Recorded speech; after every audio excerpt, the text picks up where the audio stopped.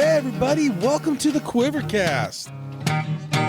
You go left, I go right. Man, this wave is out of sight. Going surfing, going surfing, going surfing with friends. All right, everybody, welcome back to the QuiverCast. And today we have Otto Flores from Puerto Rico, right, Otto? Yes, sir. San Juan, Puerto Rico. I got to start right there. I mean, I've never been to Puerto Rico, but it's beautiful, right? Tell us about the environment and the life there. It's a very special place. Beyond the beauty of beaches and the forests and all that, it's a place where people have a lot of charisma and there's a lot of flavor. I usually say, when asked this question, there's a lot of sabor. That means there's flavor in the air, and Okay. I think people have it in the blood. It's in the food. It's in the dancing. It's in the music, and there's a certain sazon, which is like a spice, like a certain seasoning that we have. It's very captivating, and that's one of the magical things about this place. It's a really, really cool place. I've had the opportunity to dabble around the world, travel a fair bit in my life. I love it. I'm home, and I love to be home. That's what planes are for. I could get there, but I want to be home. That's right. Did you ever think about relocating? I think in my career, I had to spend a lot of time in Hawaii, and I had to spend a lot of time in California. Basically, I think I lived abroad for a long time, off and on. Mm-hmm. I think Hawaii and California were my bases, and then I would come home sporadically just to chime in and to pretty much dip in. The waves here are really good, so it's never a bad thing to come home. And even in the summertime, it's always a good time here. But for the last, I think, 20 years, I've made a home with my wife and kids here. Yeah, we live a pretty fun, ocean-filled life. What's the population on the island, like local residents that are there year-round? Oh, it used to be 3 million or almost 4 million, actually. It was 3.9 Really? million. It's that many people? Wow. Yeah, and there was a mass exodus after, I think with COVID and a lot of the economic stress that, we've had domestically. As you know, Puerto Rico was a territory of the United States, so we're all U.S. citizens. So there's been, after Hurricane Maria, there was a mass exodus, and then COVID came around, and that kind of shook things a little bit. But I think Maria was the one that really had people not evacuate, but just leave and look for other opportunities, since we got devastated by those storms. 2017 was a strong year for this island. Can it support that many people on that island? I mean, it's not that big, really. It's 100 miles long by 35 miles wide. We're not crowded. I mean, obviously, Really? Cities are crowded. Basically, 4 major cities in the island, being San Juan being the major city, Ponce in the south, Mayagüez in the west, and then there's a mid-city called Arecibo that's pretty big, and there's another one on the east side like Fajardo. But there is, 78 municipalities in this little island. And yeah, there's still places where you could walk by yourself and get a surf on without seeing people. But yeah, there is some traffic issues as if you're in San Juan, probably. As you would think. Well, island-wide, there's people coming in and out of San Juan every day. You could drive the island from, 2.5 hours to an hour and change. So, yeah, it's pretty easy to find yourself either coming into San Juan or leaving San Juan and coming back, may it be for pleasure or business. And the water's always warm. 75 to 80 degrees Fahrenheit year round. We don't like rubber. Dude, that's one reason never to leave, right? Yeah, I mean, that and the fact that we have a 100-mile span of different surf spots, and we are located in, if you look at the maps, under sea level, the deep sea levels. Yeah. I think we're in the second deepest part of the world, so that Puerto Rican trench really magnifies swell when it hits these coastline. Yeah, so there. Other than being like consistent, is also very powerful surf and a lot of different scenarios as well. It's kind of a good warm up if you're going to Hawaii, right? Well, rumor has it that we're the Hawaii of the Caribbean. Correct. Yeah, that's what I've heard. So I think a lot of the great surfers that came out of Puerto Rico, had some training ground. I believe that we have really good caliber waves. Mm-hmm. But at the same time, I think consistency is also something to see. So we probably, if you were to ask me, consistent wise, we are not as consistent as the North Shore of Oahu, but on any given year, you're going to see one of the spots light up here in Puerto Rico. So we got it pretty good. Yeah, you do. When you went to Hawaii for, let's say, the first time, did it seem familiar to you from the island style lifestyle, and then plus the waves being kind of similar? That's a great question, and it did. And funny enough, there's a lot of Puerto Rican expats that went to Hawaii because of the Yeah. sugar cane. There was a massive exodus too because we were very, very well versed in the sugarcane fields, and when the farming industry collapsed in Puerto Rico and the sugarcane industry collapsed, there was a lot of migration to the west side of Hawaii. Funny enough, the first time I went, I saw a Puerto Rican flag on the west side, and I ate typical food on the west side. But to answer your question, which was a great question, is that yeah, there's a certain, maybe I talked about the flavor and the sazon. The aloha spirit is something very similar. A funny quote is that we have a guitar called el cuatro, and it's a little guitar. It looks like a ukulele. If you take lyrics off of Hawaiian music and Latin music, the sounds of these guitars are really, really similar. I believe that the ukulele was brought by the Portuguese, and the Spanish are neighbors. So I think that the influences, that European influence, definitely, sailed that way and sailed this way, and those were the people that actually colonized our island. So interesting history right there. How did you get into the surfing? Like, is it common to be a little kid and be a grom and surf, or what's the surf scene? So funny enough, I grew right on the beach, and Okay, perfect, awesome. I tried everything. I was a very avid bicycle rider. I rode BMX, I rode mountain bikes, I did it all. And surfing would just slap me in the face all day long. I lived really in this little suburb called Ocean Park. It was indirectly one of the meccas of surfing in Puerto Rico. Like the best surfers of Puerto Rico would come out of this beach break right in front of my house. There was a point break, there was outer reefs.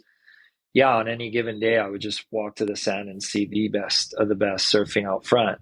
It was something very natural. That beach culture, that neon, 80s culture was something that impacted me really hard. And, Okay. sex wax and pop music and just vivid neon colors and 80s and squash tails and channels were a big part of my youth.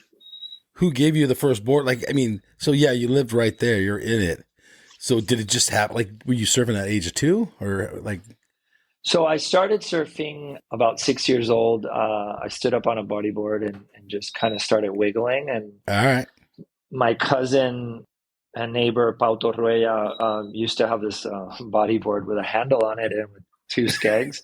I remember those. And we used to put our foot in the front handle, and that's how we'd maneuver the bodyboard. Sweet. I recall dropping into this wave. We lived in a short break as a closeout, and I just dropped into this and naturally kind of got in the barrel, and I didn't know what I was doing, but I did feel something. And I think that really kind of triggered me. And we were naturally body wumpers, body surfers. We became surfers. We had this surf shop called Playero that was right next to the suburb and this little part of the city called Condado, which is kind of the trendy part of the city. They used to have all the Hawaiian boards, the Quicksilvers and Town and Countries and, Vans. And we were pretty up to par with surf culture. So I grew up around that. And surf apparel is probably the uniform that Puerto Ricans use, because it didn't matter if you were from the mountains or from the beach, the Quicksilvers of the world. And back then, the Gotchas, the OPs and stuff, there were brands that made a lot of money in this island. And to this day, the surf industry has a big part of what our apparel lifestyle is. Yeah. Well, you're living, it's warm, so everything's trunk based, probably. Kind of. That's cool. So then when you went to Southern California for the first time or something, I know every region has their own surf scene, But generally, we all recognize other surfers. So you felt comfortable there then, maybe also. Um, my first trip to California, we somehow finagled through the Ocean Pacific rep some invitations to the OP Junior, and Sweet. I was a junior national champ here, so somehow I qualified to do that. We would go and do what became the US Open, the OP Pro, and we'd do Yeah. a couple of events every summer. And that was kind of like a stepping stone for us, you know. And Right. equally, I went to the East Coast and did a couple of ASP events. ASP East was called, kind of the regional part of the ASP back then.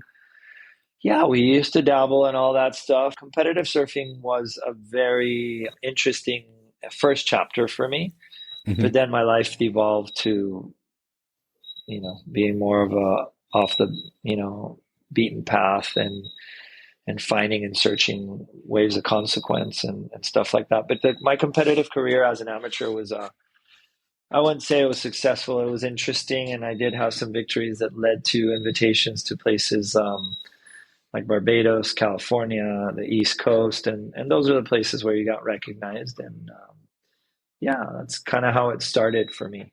Okay. So we'll go backwards again real quick.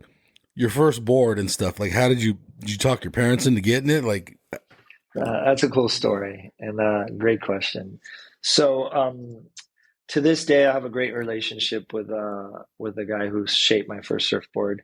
We used to have this little kind of surfboard factory slash ding repair slash shop right next to the school that I was in. Obviously, we'd after school we'd walk in there and check out the track tops and check out this and that and the wax and dream about having a yeah. board.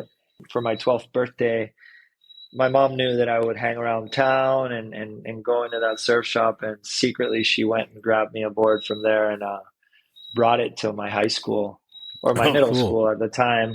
And I remember when I saw that board in the car, I was just the happiest guy. And I had a very successful kind of stint at the bicycle movement. I was a very avid BMXer, and then I was national champ in mountain bike for my age, which was like growing. Wow. I remember the surfboards just disappeared, the bicycles from my life. It was Okay. just done. Yeah. So surfing became my addiction. So tell us about your parents. And they seem like they're very enthusiastic and very supportive of the things you're interested in. My parents were separated, Okay. when I was a bit younger, and my mom and my brother and myself lived on the beach. My dad lived, maybe 10, 15 minutes away, which we obviously saw our dad a lot. My mom was an avid windsurfer. She was a water lady, a Cool. water woman. Yeah. We used to be on sailboats. We'd be traveling within the Virgin Islands or our sister islands here in Puerto Rico. We had a pretty ocean-filled lifestyle. We every afternoon we'd go to the beach, sit there, we'd body womp. She'd talk shop with her friends. It was very the beach culture was very immediate in our lives. It was very interesting to see, how we evolved. I was never strong enough to carry a windsurfer like the sail. Okay. Um, I never got good at that, but then, I think when I picked up surfing, it just became natural, and we had a really, really fun playground right in front of our house, several different surf spots. So it was really easy to just kind of fall into that rhythm. Did your brother surf too? My brother body surfs. My brother's funny enough, nobody in my family surfs. My bloodline family, like my sister, my brother, Uh-huh. nobody really surfs. My older brother, he body surfs. He's an ocean guy.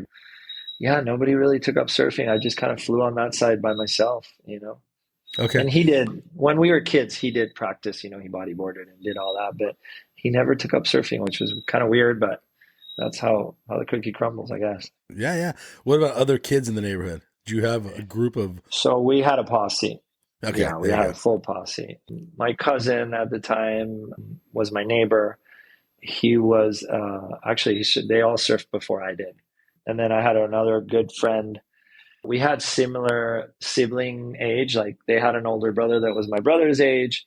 So there was this family called the Iglesias, which is a church, and that's how it translates. They were really they were the watermen of the beach, right? they were really tight with us. They were a cool crew. And then Pau, who's my neighbor, he was actually a really good surfer. I was kind of the late bloomer. Funny enough, I remember they used to make fun of me because I used to close my eyes when I'd pull in a barrel. Okay. and uh, and I think we all it do.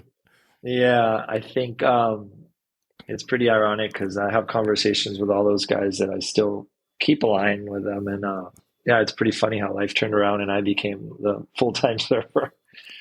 In this posse, were you guys competitive with each other, or was it more kick back and supportive of each other? I think we were young and free, and we loved everything about it. We used to watch the OP Pro and then run to the beach and like narrate ourselves in the waves. But Right.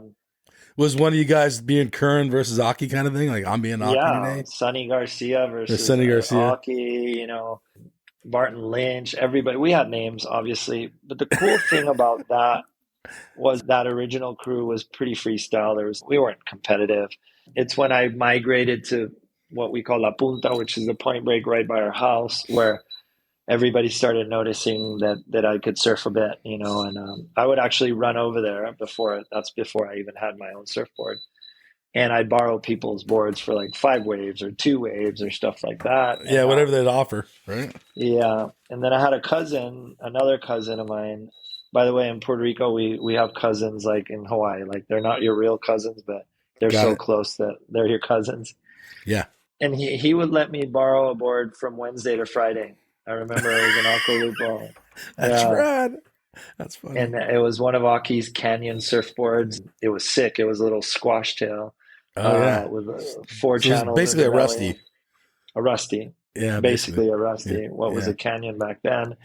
Yeah, I borrow that board, 5'10". I borrow that board for couple days, get my surf on, which when I look back at retrospect and I see the person who let me borrow that board, I'm like, that's really kind of you because letting somebody borrow, especially a board of that caliber, he must have seen something in me because I don't know. I don't think I would have let anybody borrow my little No. rusty 5'10" squash tail, Right. so pretty grateful for that. When you gave it back, what was he doing? Going surfing? Or like, why was Oh there yeah. certain days restrictions? I don't know, and I'm blessed that he invented that theory. I think maybe he was trying to teach me a bit of responsibility, or maybe he was in music class from those days and he couldn't come surfing. He Okay. was my brother's best friend. Um, yeah, I don't have a clue why he did that, but I was on it for sure. That's funny. I've never heard a story like that. Yeah. What about like taking care of it? Like if you hit a rock or you hit a piece of the reef or Oh, you're that thing walking. was like gold. Like that thing, like if people looked at it, I'm like, you got to look the other way. This thing's like sacred. I didn't So you even were think of protective of that. it. Oh, hell yeah. I knew Okay. the value of it. I knew everything about it. If I ever didn't care about a board, it had to be mine. And yeah, it was just because I was a really bad ding repair guy. So that's why my boards became a little bit ugly Yeah, yeah, in the yeah. start of my little run. But I was always in the water. So competitive wise, you said you a national champ of Puerto Rico. That's awesome. So you have had like some pretty good success. How did that come in? Are you just a competitive person? I guess I was I mean, at one you like point. mountain biking, you're national champ. Yeah. That's pretty rad. I think early on, I found a lot of camaraderie in competition. To be honest, and when I look back at all that, I really enjoyed the company. When you went to these events, from the boys to the girls to the family, atmosphere. I was just really into that, and I was Okay. into that extracurricular activity thing. I think to this day, that was one of the things that I enjoyed most about surfing in the early times. It was just fun to go to the comps and hang out and just be with friends and live that surf lifestyle that we all, learn to love. But for Okay. me, I have a really funny story. My first contest I ever entered, I lost first heat to a kook, and I knew I could surf way better than him. It was a learning experience about like how there's a certain strategy you have to surf, like to the timing that you're allowed, and like it just doesn't come for free. You had to figure it out. But it was a good life lesson, and from then on, I just pretty much started making finals every time I ever appeared.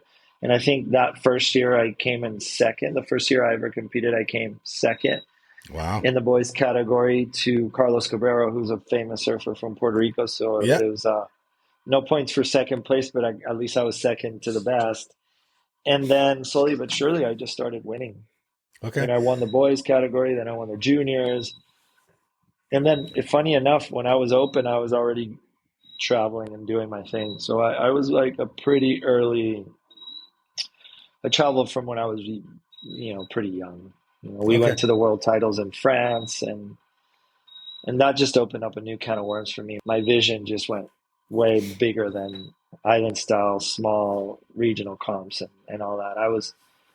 I understood the big picture pretty quick.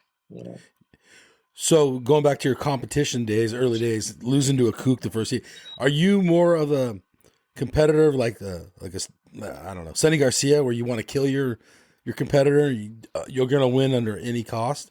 Or are you more like a Dane Reynolds where you feel bad you beat the guy? No, I wanted to smoke people. I Okay. was just ready. I was, Good. yeah. I just thought, I think my personality is like that. When I see opportunity, I kind of want to, grab it by the horns and run with it. So Okay. I think that was probably how I succeeded early on in those amateur career. And then I did dabble in, the PSAA and all that, and I did okay. But I think, my life took a different turn, and I saw a different avenue, and the evolution of my surfing went that way for sure. What did you think when you started traveling internationally and even nationally, even in the United States? I guess it would be closest thing, or even Hawaii, of other surfers. Now that you're off this small island where you may have see some visiting surfers, but now you're seeing international guys. The word that comes to mind is intimidation. Obviously, you saw stickers and people that you could see in the magazines back in the day. Right. Yeah. I don't know if you've talked to old surfers, but all the contests, the regional contests, would be at the last page, and you could Yep. I remember. read the Yep. results. And my name was there all the time for Puerto Rico, Okay. and in the East Coast segment. But I remember the names of everybody, and then you'd see them in a comp, and you're like, oh, that's that guy. There was a certain degree of intimidation, but I remember in my mind, I don't know if it was just wanting it so bad that I had this like glitch that I knew that I could just be more than even what I knew my talent was. So I always banked on that. And I dreamt hard. And I think fulfilling a lot of those dreams was kind of my driving force. And also living that lifestyle that we got to live. And, it was just, I would pinch myself. I would be like, Yeah. dude, I'm leaving at 16 years old and I'm going to France to go surf a world contest.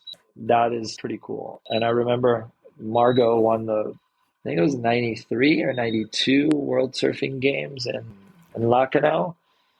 And those change your life. Those ISA events, or what they were called world title events back in the day, they change your Yeah. life. That you see everybody there. Everybody, the whole world's there. Yeah. So those were eye openers for me. When you first went to these events, was there anybody you saw that you're like, holy crap, this guy's really good? Or gal, whatever, whoever, like you were in awe of, or was everyone kind of at the same level ish? There was always a guy or two that just would stand out. Yeah. I became really good friends with Peter Mendia, and I met him Oh, that traveling guy rips. through. Yeah.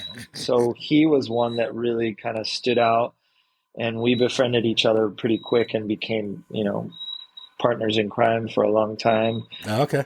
Another one that really stood out when I went to these Caribbean comps was Brian Hewitson. He was another incredible surfer, Yeah. and another guy that like the East Coasters would really gravitate to the Puerto Ricans, and there were our rivals, but they also were familiar and they knew that the waves were good here, so the friendships were quick and easy, and it struck relationships that still to this day are part of our lives. Ben Bourgeois is one that is really close to us, and we've shared incredible sessions with him around the world. I think his experience with the Dominican Republic was directly correlated to one trip that he went to the Dominican the first time with me, and then just kind of loved the place. And he's basically built a life in that place. And Right.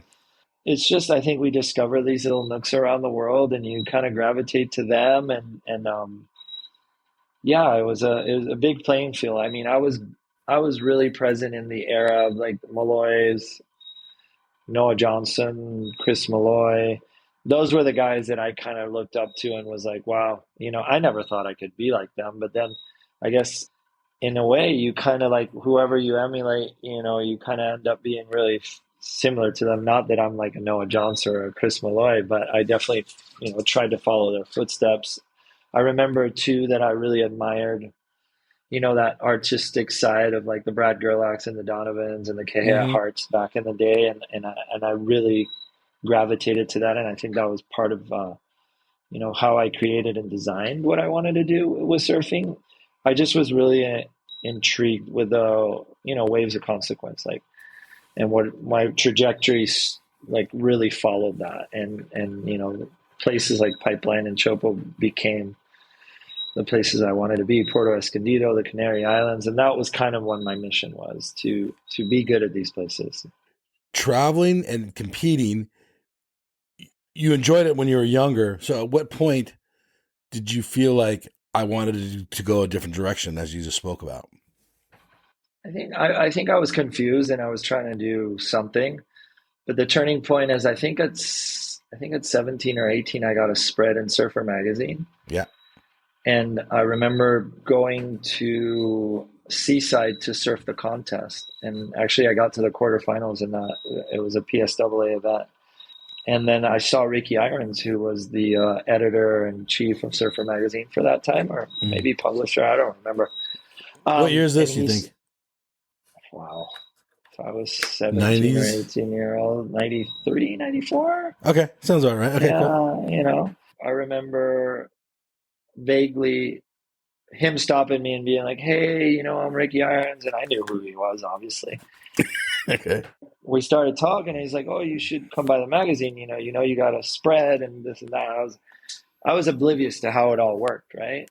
But then I started striking a really good relationship with Kevin Welsh, who was a staff photographer for Surfer Magazine. Okay. I started appearing in all his movies, and then I figured out that the exposure of surfing came from that free surfer style of surfing, and looking at Donovan Frankenreiter, Brad Gerlach when he quit competition and became Yeah. a free surfer, Love Hodel, Keone Watson, Kehea Hart. Those were the guys that really inspired me to just make a living off of photos. And I remember it was a bit later in life that I was in California, and I just told myself that I wasn't going to.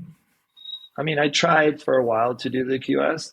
And a certain point in time, I just refocused into starting to be good at those waves of consequence, and especially the best lefts around the world. And we have a world class left right here in San Juan called Chatarra, and I was pretty well versed there. And we have another wave in Aguadilla called Survival. I kind of had a good run there too, so it was natural to me. And one thing that really helped us too was that we went to Puerto Escondido as young kids, and because we don't have waves in the summer, we used to do like a month and 2 month stints, the whole month in Puerto Escondido, and that really polished our surfing. And I think the Puerto Ricans were really harsh to each other in terms of like who charged the most, and Carlos Cabrera was the leader of that pack. Yeah. So we were just following his footsteps, and I kind of naturally became okay at it, I guess. Then the evolution of that was just meeting the best photographers in the world, and I think Scott Eichner is the one that sticks out the most. I think when he was starting to evolve what he did with fisheye photography, I was right by his side. So I became one of his subjects, and I have to credit that his ambition for the angles and all that, and using me as a crash test dummy worked out really well for both of us. When you quit competition, was it just one day straight, no more, or were you still dabbling? I would dabble, but it wouldn't be my priority. I remember my real good friend Magna Martinez is a very competitive surfer, and him and I would travel together. And I remember sometimes just being like, okay, you're going to the East Coast to do this comp. I'll come with you, but I wouldn't enter the contest. I would go to Hatteras and hook up with like, whatever photographer was there, and I'd end up getting a spread and he end up getting finals or something, and we'd both happy. And for me, it was more, I was young. I wanted to party. I wanted to do, Oh, live there you that go. lifestyle. Yeah, I mean, but I was really focused on going to Indo, going to Puerto, going to really remote places and really doing it.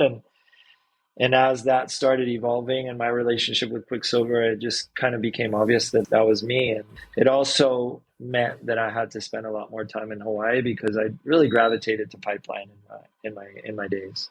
Now, who's setting this up? Were you calling photographers or movie guys or whoever to ask to go on a trip, or were they looking out for you, or was the magazines? Was it your sponsor? I really worked really hard to build a network. I really worked hard to design an attractive kind of persona for these photographers, and fortunately enough, I had relationships with, like, from the likes of Aaron Chang to Rob Gilly. Art Brewer was probably one of my mentors and became a really, really good friend of mine through another photographer named George Salas, who was kind of one of the key guys that helped us really get into it. For me, he was the clutch. Like, he lived in California. He was a great photographer, one of Art's assistants and right hand man, and he just kind of positioned me, gave me a roof, and believed in me, and positioned me in a place where I could be in the conversation, and I'm very grateful for what he did for me as a kid. Yeah, I mean, I think those relationships just really, really kind of galvanized my position in the surfing world, or in that community that I've lived in for the past 40, 30 years of my life. Yeah. Competitions today, do you watch them? Are you not interested? Funny enough, when I was thinking about this podcast and what my life has been around surfing, I think I've dabbled in a lot. Jack of all trades, as you might say, but Yes.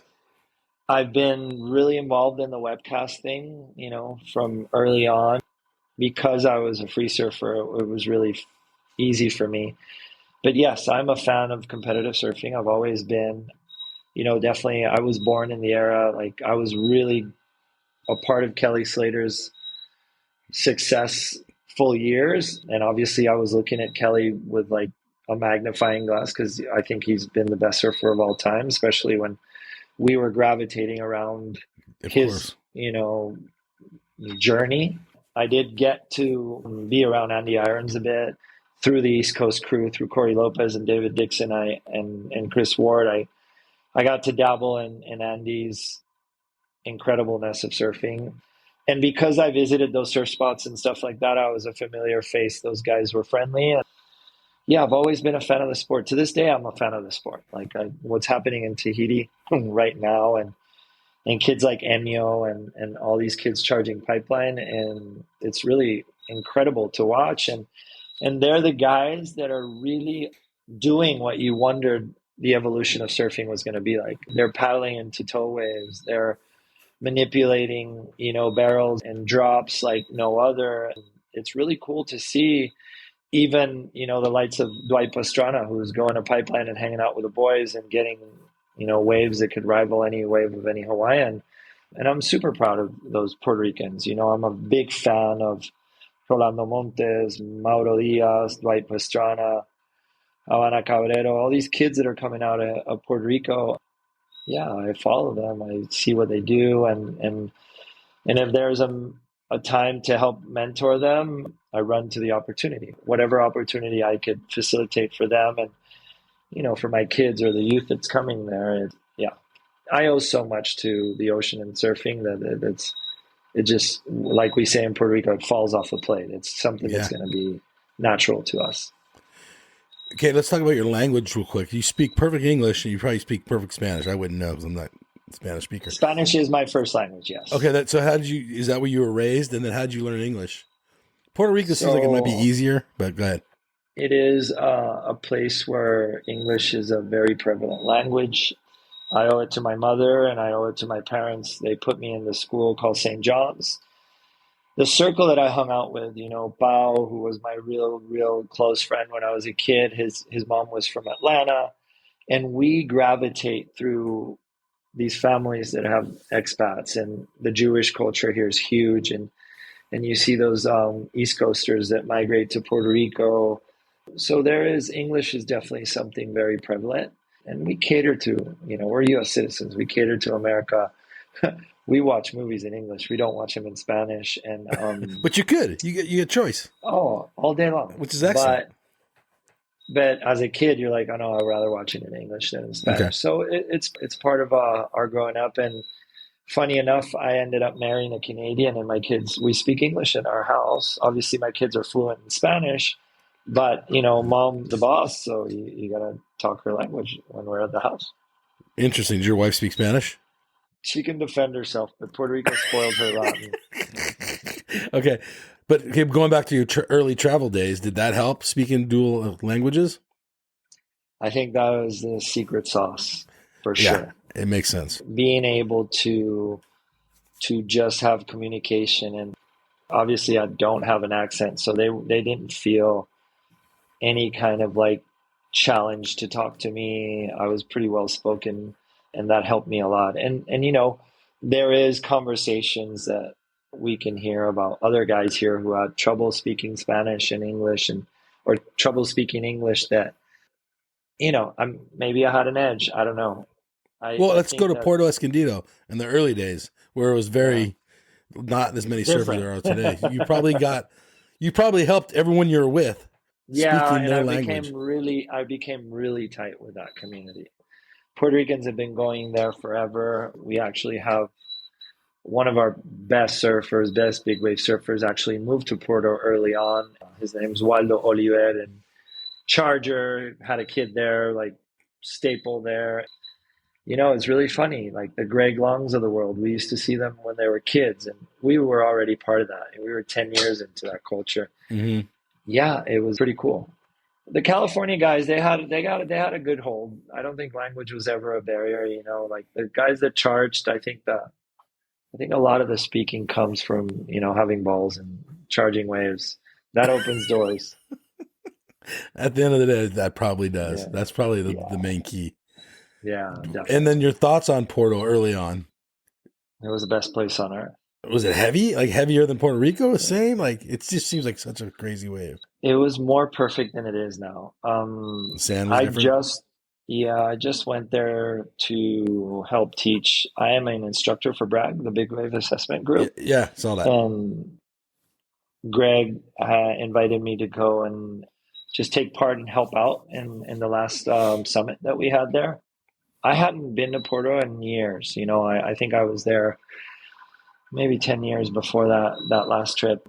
The way it changed, the sand, the distance between the street and the wave. And we used to be really analytical about that place, especially with Scott Eichner about sandbars, tides, like how the sand moved, where we were going to surf, sunlight, pictures, everything. It was pretty humbling to walk down and see how that has whole changed. That infrastructure, I think a jetty was built in Marinero, which is a little Hmm. bay. It's definitely messed up. What was a perfect beach break now is a heavy shore break. That's kind of the explanation that everybody could, like the heaviest shore break in the world. Well, I know you're an environmentalist, so we're gonna jump this way, but we'll probably come backwards. But I know activism in the environmental issues. How do we stop with populations and everyone wanting to live by the coast anywhere in the world, knowing that it's going to change the environment? Well, that's an interesting question, and maybe I'll use Porto as an example. I think, Yeah, you kind of just did actually. yeah, I think the really cool thing that I saw by reconnecting with people like Edwin Morales is that the community is really aware of these things, and no revolution ever started from the top. And this is a quote from Yvon Chouinard. It's the people, the community, the town, el pueblo, the people that need to really study what has been affecting the ecosystem. And Porto is really united and organized and has a clear vision of how to mitigate the problem that's happening. And I think there's been proposals. Very interesting enough, people like Greg Long feel such a big part of that community that they're bringing their expertise into that conversation. I think it's a great example of how these nonprofits are born by surfers, cultivated by the community, and really take action. So an example would be if they take that jetty back, there might be a reshift of the sand, and maybe we'll get the Porto back to where it was. On a personal level, there's a lot of stuff happening here in Puerto Rico, and I feel that I'm always like in the middle of it, in the top, in the center. At the end of the day, the answer to your question is unnecessary development just really interrupts what really works naturally. When you go to a place, for example, like the town of Rincon in the west coast of Puerto Rico, Yeah. the success of that town is the beauties of the beaches, liquidity of the surf, the gastronomical experience, the people, the services they offer. And when you start messing with building stuff that's unnecessary and would Like the bike path. jeopardize, like the bike path, Yeah. and jeopardize those things like the bike path, then you're messing with not just the community, you're messing with the economy of that town, you're messing with the financials ecosystem, and there's this huge list of unnecessary development alarms that start coming in. It's really beautiful to see how the town of Rincon has really organized themselves and have so much professional input in how they are going about this. It would be so unfair if they put 1 ounce of concrete where it shouldn't be. That bike path is not necessary, and it can be built without messing with the surf ecosystem. And to be honest with you, what baffles me the most, and this is my personal quote to what's happening in Rincon, is that why would you build something for the community that the community is telling you they don't want? And that's where I see that there's unnecessary or hidden things that Agendas are more capitalism, hidden agendas that are more capitalistic, and somebody's making money, and there's this and that, and corruption is the word that we all use. Yeah, I would agree with you. But what we want is leave it untouched. And if you want to build a bike path, there is a beautiful blueprint on how to build a bike path that has nothing to do with it. And it was designed by amazing people, and they were the people that were actually sought after when this project was designed originally. So yeah, those are my 2 cents. You travel in all of the world. There's places like Porto Escondido. I mean, there's millions, not millions, but probably maybe hundreds of places that in the 90s, 2000s, there was no one there, but now it's a surf destination where there's a vacation destination, and it changes the environment, like you were talking about. Puerto Rico being one of them, I'm sure. Yeah. Hopefully, I mean, I guess it's more of a statement. People learn they can build a couple hundred yards back and still give them access to the beautiful coast.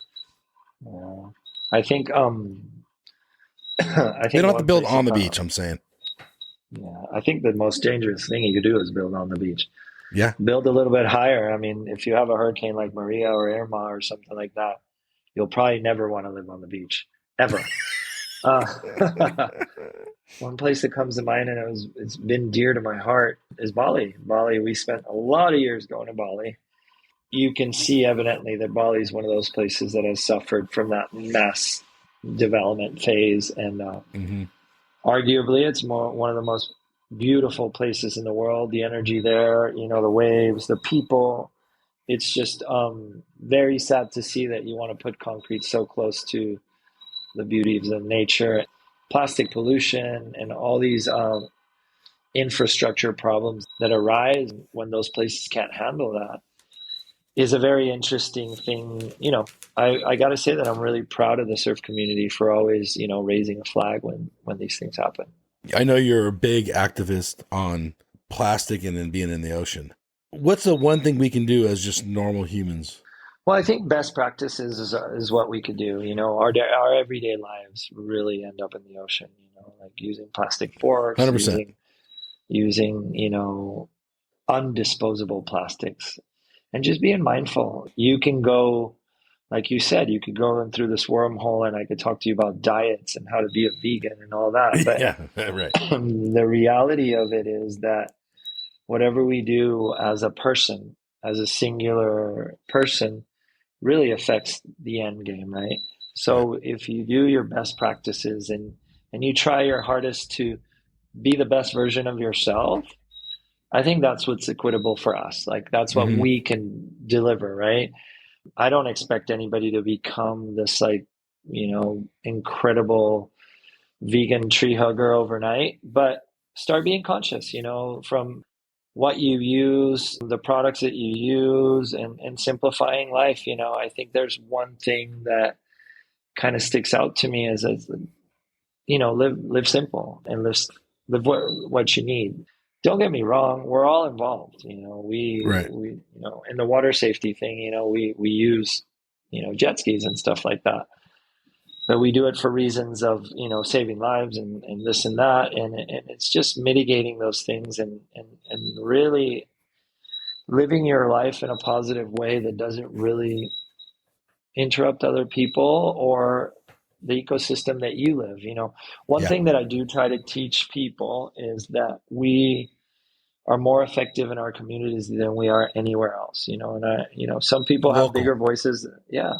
Some Yeah. people have bigger voices than others, but it doesn't matter how big you are, you affect locally is where you affect, right? So Yeah. if you can eat local, if you can support local, if you can manufacture local, like whatever it is that you can do. You can't do everything, but these little steps are just, we call it granito arena. It's a grain of sand that you put in the right direction. I And like that. No, I'm listening. yeah, I'm liking what you're saying.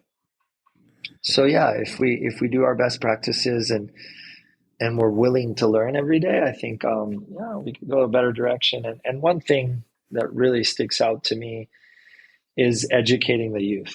For me, that's very important. And I think that sometimes we all think about leaving a better world for these kids, but I want to leave better kids for this world. There you go. I like that. You have a family. Are they all surfers? Like, or what do they think about you surfing? Uh, we all surf. Okay, cool. Mama Bear surfs. She loves to surf.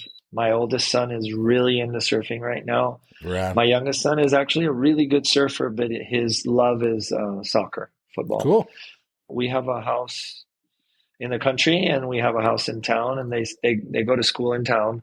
Mm-hmm. But we live an ocean life. My kids, I mean, as long as dad's alive, they're going to be in the ocean, or as long as they hang out with dad and mom and dad, they're going to be in the ocean. And this is a surf family, and maybe surfing is not our religion, but it's something really close to, you know, It's a bond you what guys we have. do. Yeah, yeah, and we love it. We love being ocean people, and that's a very easy way to educate them in the right direction. I think my kids have really adopted this lifestyle of being more simple and not eating unnecessary things and da da da da.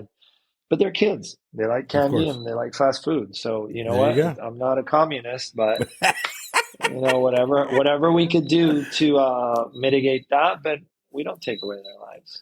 But they're conscious, and for me that's the importance And how of it old are all. the kids? So my eldest is 14 and my youngest Okay. is 9. Yeah. Okay.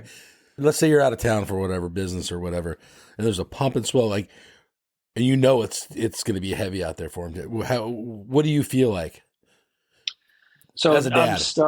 I'm starting to indulge in those thoughts. He is smart enough to not go out past his pay grade, Okay. but he's getting good enough now that and it's a great question because it's great timing for that question. Yeah. I paddled him out to a serious surf spot the other day, and his mom's like, "No, he's getting a helmet." And I'm not arguing that fact. And I've never been a helmet guy, not for any particular reasons, more of the fact that it bothers me. Okay. Uh, my kid wants to get a helmet, he can use a helmet. And my kid, one good thing about my kid, and I've had the luxury of practicing this, is my kid's taking the Bragg course twice.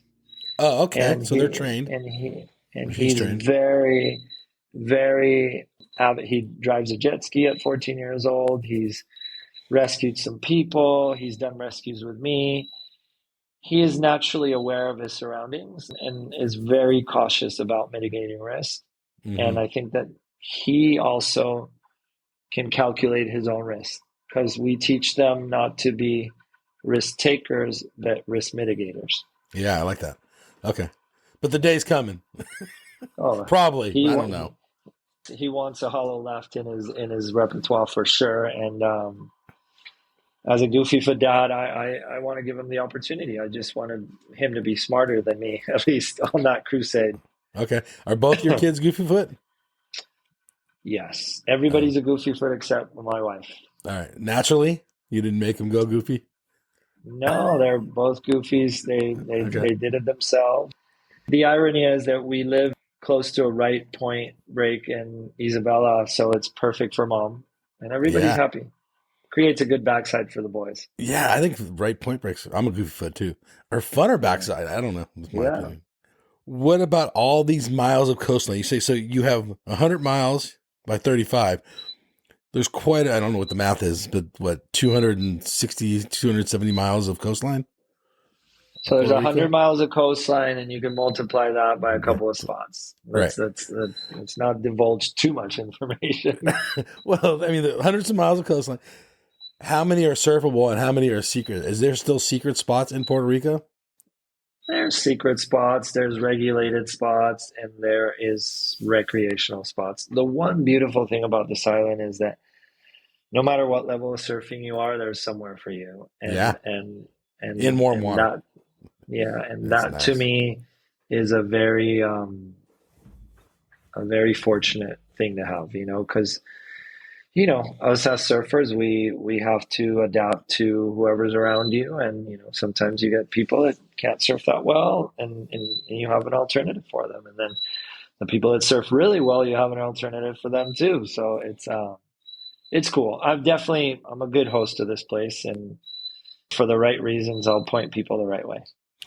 Is tourism a big part of the economy of Puerto Rico? Or what's the It could be major better. economy? Could be a lot better. It's gonna be because of Bad Bunny this summer. Yeah, it's always been a part of our MO. Can it be better? Yes. Can it Okay. be more infrastructured? Yes. Do I want to push that subject? Maybe not, because I'm okay with how it is. Oh, okay. No, I'm just uh, out. Yeah, okay. Fair enough. yeah. Okay. Um, I get it. I see but both sides. one thing that I really like a good conversation is we definitely want to keep our country, and the unnecessary development is definitely trying to attack that. Slowly but surely, that's something that we're facing. Yeah, it's worth protecting. I think we do have an incredible representative. The country manager for Surfrider Foundation, Hector Tito Valera, has done a great job of attacking these things in an eloquent way, and really fortifying himself with good people. Sometimes I sit on the board of these conversations. It's really good to see that, there's a big community here that has a heart for those green spaces and special places. So that's what we're trying to protect. What is the percentage, let's say, percentage of residents on the island as being surfers? Is it like 10%? Like, do you have a clue? Or is it most people don't surf and you're the lucky few? It's a small percentage, but there's people at the beach. But It's an island. It makes yeah, sense. it's an island. I'd say that a good comparison would be that, Hawaii is a surf culture, right? Yeah. Australia is a surf culture. We're not a surf culture. Okay. We have watermen, we have everything that you could ever imagine. Amazing surfers, amazing watermen. We've hit all the spots. World champions in bodyboard, world champions in sup. Are we Hawaii that is part of our culture and part of our DNA? I don't think so. Do we Hmm. have a good group of people doing it? Yeah, we do. Will there be a world champ possibly one day in the future for Puerto Rico? Are you guys pushing towards the competitive thing? I hope there's one in my lifetime, to be That'd be honest, because cool. I'd be really proud of that person. It's a very good conversation because we have the waves, Hmm. we have everything. Yeah. We just don't have the recipe. I'll credit this, right? We're spoiled. We have really good waves. We figured out, and maybe I'm a culprit of that free surfers can make a living. I'm going to disagree with. Well, okay, I don't. Let's have this conversation. I'll let you finish your thought, and then we'll go. Well, I'll agree with you on that. And let's start the conversation with that. A very, very small percentage of surfers can afford it, maybe 0.1%. But those guys could have been the guys the contenders for that world title or whatever. Yeah. Is it going to happen? I think it is. I think the infrastructure is coming. Can we get more organized? Of course. Are we organized right now? Better than we were before, but not really. Yeah. No, that makes sense. I mean, Yeah. I feel like, I know, like I said, I have never been, but it just seems more laid back than mainland. I'm Yeah. sure it is. You going back to saying making a living off free surfing. Back in your day, there was magazines. You were making money because your picture was in the magazine. You were making covers. You were making spreads. Those days are gone. Mags are gone. Long So gone. now you have to almost be your own boss and do your own Instagram or YouTube or whatever it is today. TikTok, I don't know. Yeah, I think It's a different lifestyle. instead of a photo slut, it's an Instagram or it's an influencer now. And Influencer, there you go. I think the essence of surfing is dying through I those agree. platforms. I've always looked at surfing through artistic eyes. I think I've always, if you look back at my career or look at my career to this day, it's always been involved in creativity, art, now weird surfboards. But I think that we're losing that. There's definitely still surfers that are really a big part of it. I got to say that in your face narrative of every step you take and everything you do can get a little old. That mystery is gone. Like I remember waiting to see what was going to happen, and now it's just too much instant gratification. I mean, I know how good the waves were in Tahiti today. I saw the best wave of the day ridden. Like back in the day, I would come back from Tahiti and there wouldn't be a photo developed. Like if we came back on the weekend, you had to wait till Monday. Yeah. And those are cool times, I think. I mean, obviously because there was no people there too. Yeah, my son asked me this very interesting question the other day. I was like, son, can you drop the phone? We're in a car. Like, why don't you strike a conversation with your dad?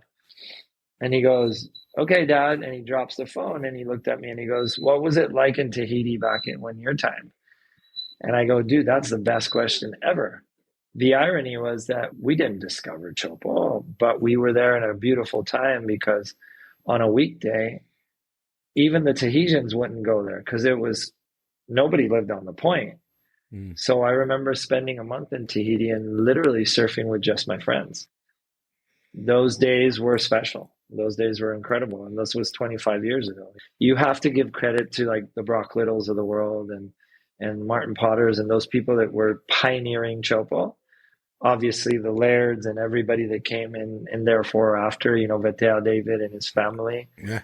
Raymana, everybody. But for me, it was special times. It was just like I got to just dip in it and into it a little bit, and I had great success. But more than anything, I'm grateful for the energy that those places gave me and the life lessons. You had to live off of the land to be able to absorb the energy of the water, and I think now not a lot of people are connected to that. Maybe a chosen few, maybe a Colapinto or a Koa Smith that are really trying to plug in that spiritual side of things, or a Jack Robinson.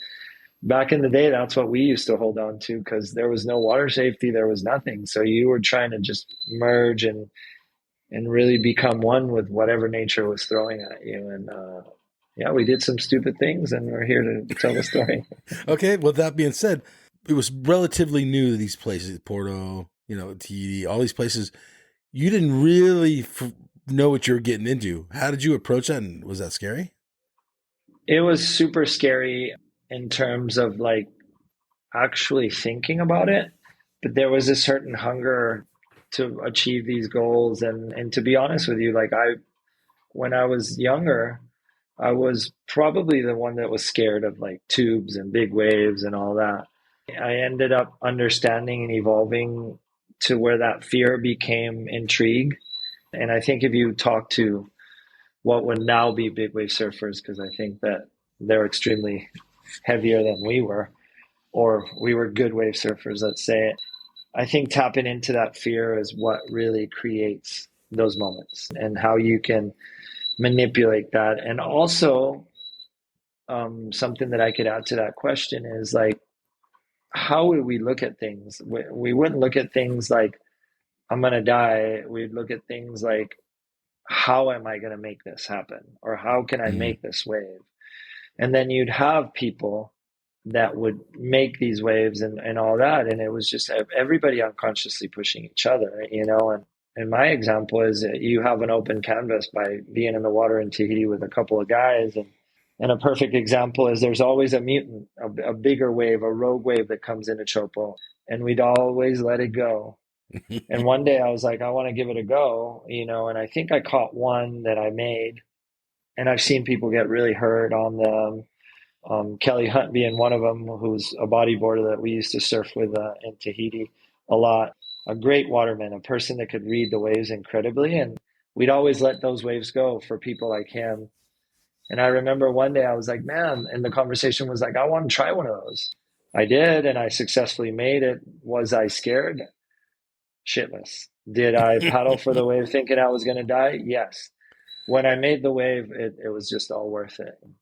I think all of us, you know, and I think after those swells that, you know, I scored in Tahiti, we were all grateful that we were alive, and, you know, we'd have a good meal and thank the God or whoever, what energy we believed in, because we were definitely, you know, stepping into uncharted waters, and it was loose. You know, I think that was the birth of Bragg, you know, being so loose that we never had a plan. And then, you know, Sion Milowski loses his life in Mavericks. And, you know, to his fortune, you know, Nathan Fletcher, Cole Christensen, Danilo Couto, Mark Healy, all these guys just say, hey, we gotta figure it out. We can't Yeah. just like go out there without a plan. And they kind of gravitate to Brian Keolano to ask him for help. And then this thing like Bragg is born. And then, you know, you got to take your hat off to the, you know, Hawaiian lifeguards. They're amazing.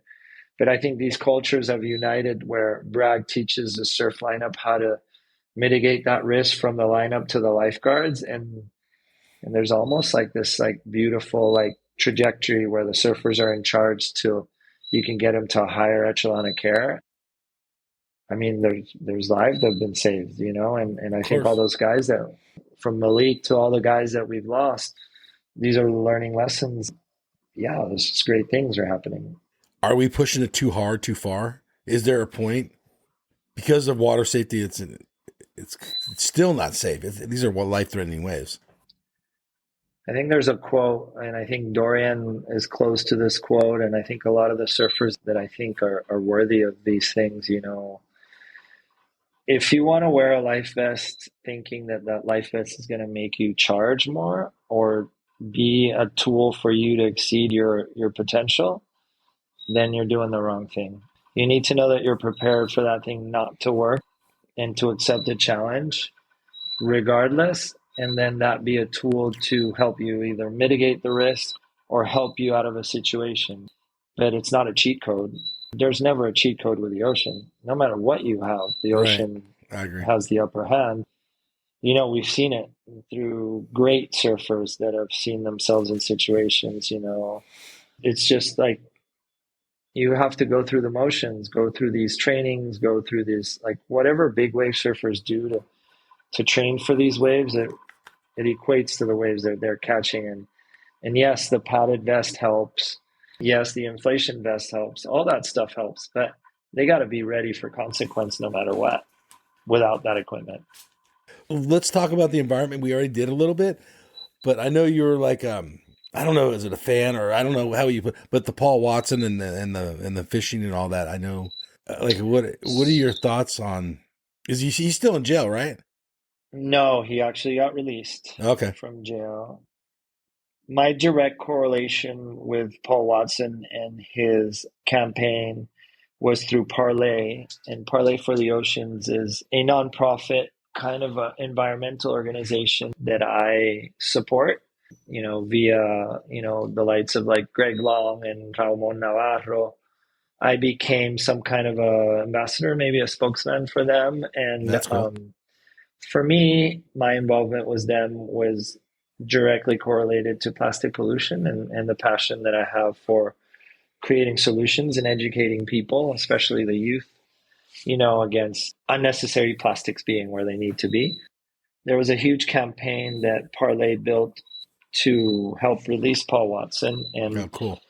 for me, Paul Watson is one of the forefathers of the environmental movement. I think, people like Dave Rostovich, who's a good friend, started advocating for, not killing the whales and a lot of these things. And beyond being a fan, I'm a supporter of what Paul Watson's been doing Yeah. with Sea Shepherd, and obviously advocating for not killing whales and unnecessary fishing in Japan and so forth and so forth. So when asked to contribute and collaborate with that Free Paul Watson campaign, I only felt it was natural, especially in the position that I ended up in somehow in the environmental movement. I felt that it was a good way to speak to that Latin community and also, to that global community that's tapped into my networks. Yeah, I just think it's one of those guys that has developed a very incredible recipe to just face the facts and be one of those advocates for, wildlife in the ocean and advocacy for, better He's fighting for what he practices. believes, which I Yeah, like. yeah. You work with several other companies too, right? You're ambassador to. So funny enough, I've worked with Patagonia for the last 14 years of my life Yeah, that's right. as a global ambassador, and I also run the business in the Caribbean. Cool. So we do sales and marketing for them. With them, I think I've gone to this like environmental college or university. Mm. How we call it, this is our business model, how to do business to, create a better planet or do Which business for a I love that. better planet. So from the way we built our product to our practices within a factory to the people that are working in those factories to the product that we develop. And one thing that I saw interesting when getting involved with Patagonia is we're more interested in building the best product possible ever, and then we're going to find a sustainable way to do it. So it's a customer facing product that works for that outdoorsman, surfer, trail runner, whatever, but Yes. it's also going to look at a sustainable solution to create that better product. Yes. And I think the mission is to create an industry standard so everybody kind of, goes that route. And I think Patagonia has done a great job at really creating those platforms and opening those resources and not closing those channels and not patenting stuff and making him like self-indulging. Right now we work for it's not a nonprofit, is what would they call it? It's in Spanish, it's called fideicomiso, a land trust. So Okay. we all work for a trust now. And the main concern of that trust is to protect nature. We don't work for Yvon Chouinard anymore. We work for this trust, and we do business to save our home planet. That's the I love motto. it. Yeah, that's cool. So that's what we're doing. Your quiver. What's currently in your quiver, and how many boards you got? Is that a joke? Wow, it's so funny. There's some people that are addicted to sugar. Some people that are addicted to caffeine. I'm Yeah. addicted to surfboards. There you go. I got to say that about 10 years ago, via Mike Townsend, who's a great friend of mine, I connected with Matt Parker and the whole album Surf Crew. Okay. That definitely opened my eyes to this alternative surfboard design. Mm-hmm. What do I have in my quiver? Currently, I'm riding an asymmetrical twinser, a goofy footer one. In that same batch, I got this board called a Vesper that's a quad with a very pronounced double concave and a beak nose. My favorite board in my quiver is a Moonstone and it's a 4-channel bottom twin fin. I rode the best wave of my winter on a 5.9 Insanity 4-channel twin fin. If I could say, I'm 49 years old and I think I got better clips than I was 25 on asymmetrical Bomgia. What else do I have? I have a Wow. Bomgia that's a 4-channel bottom twin fin. Do I have 20 boards in my quiver? Probably like 21 Okay. that are in the rotation. That's so sweet. How many boards I own around the world? I don't know, but there's a lot of boards with my name on them. Okay. And you leaving them behind so when you go back, you don't have to bring your board with you? So the ones I left in Porto, I'm sure have been recycled, through great surfers, and hopefully, there's Yeah. other people that have gotten immensely tubed on them. I know the ones that I left in Hawaii have been greatly used by my friends, and Love Hodel's had a couple of good ones at Sunset, thanks to Fletcher Chenard. Yeah, no, surfing to me is a lifestyle. If there's two quotes that I could do, is that I will stop surfing when I can't surf anymore. And then the ocean has given me so much. It's only my natural direction to help protect it and give it the energy that it gave me. And the only way I can dance in the ocean is with all these surfboards. I indulge in foiling too. I have some great friends that build a beautiful company called Lift here in Puerto Rico, and they're very supportive. I'm very good friends with the Leeson family, and they've created an amazing product that's revolutionary. I get to play with the toys. I got to take my hat off to Matt Parker and whatever his vision is. I totally comprehend where he's coming from because I went to art school and surfing got in the way, and I think he's one of those artists that could translated his art to surfing.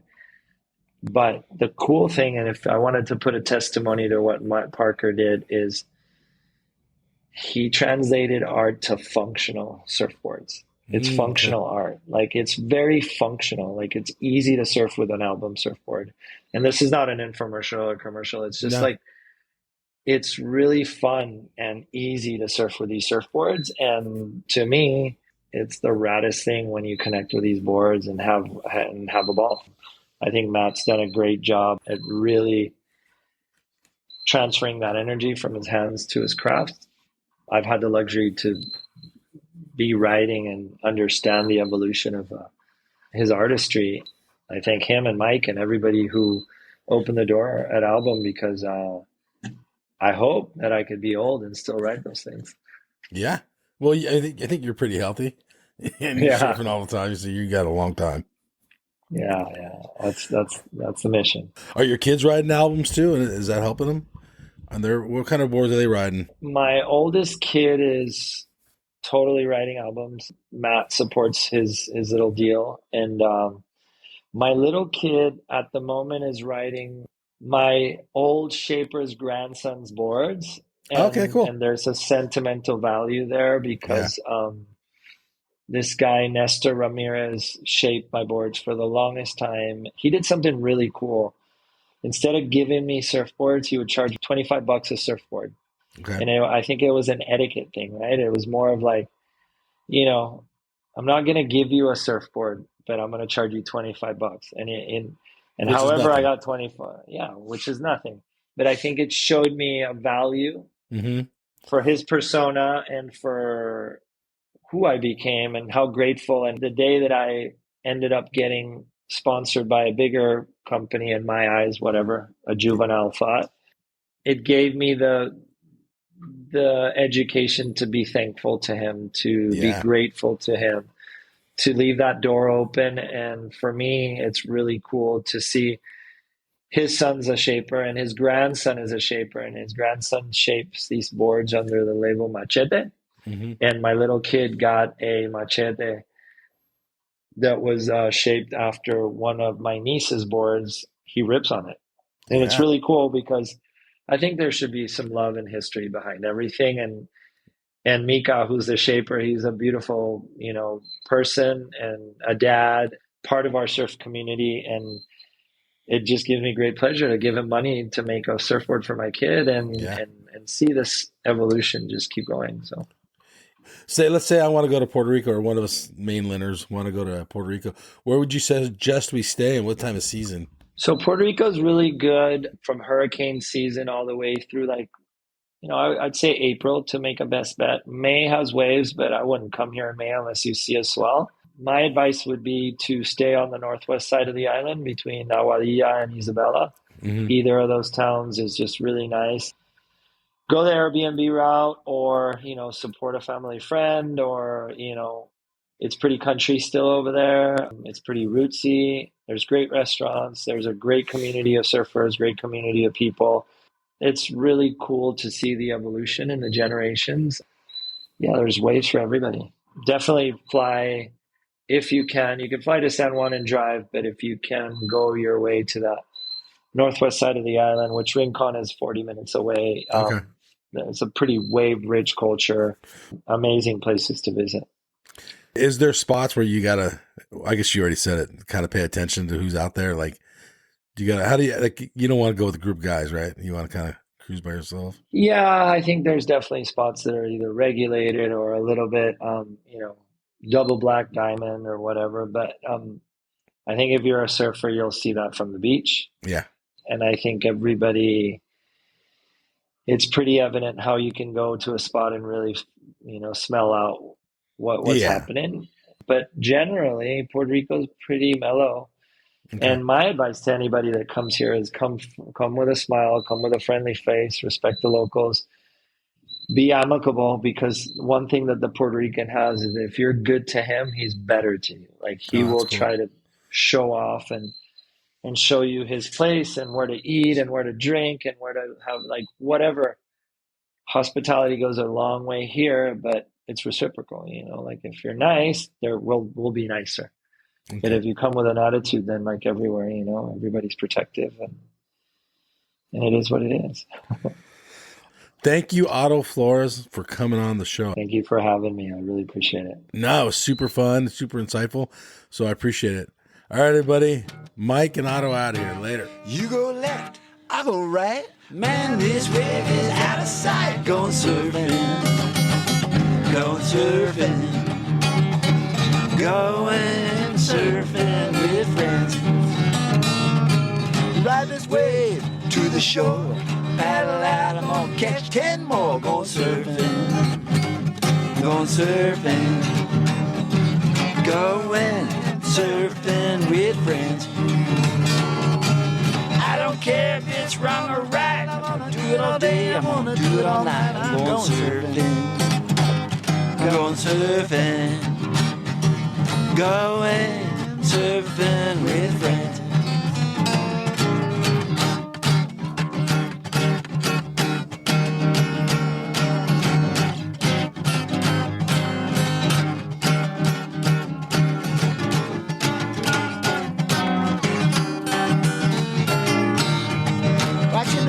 On my way, it's a beautiful day. I'm going surfing, I'm going surfing, going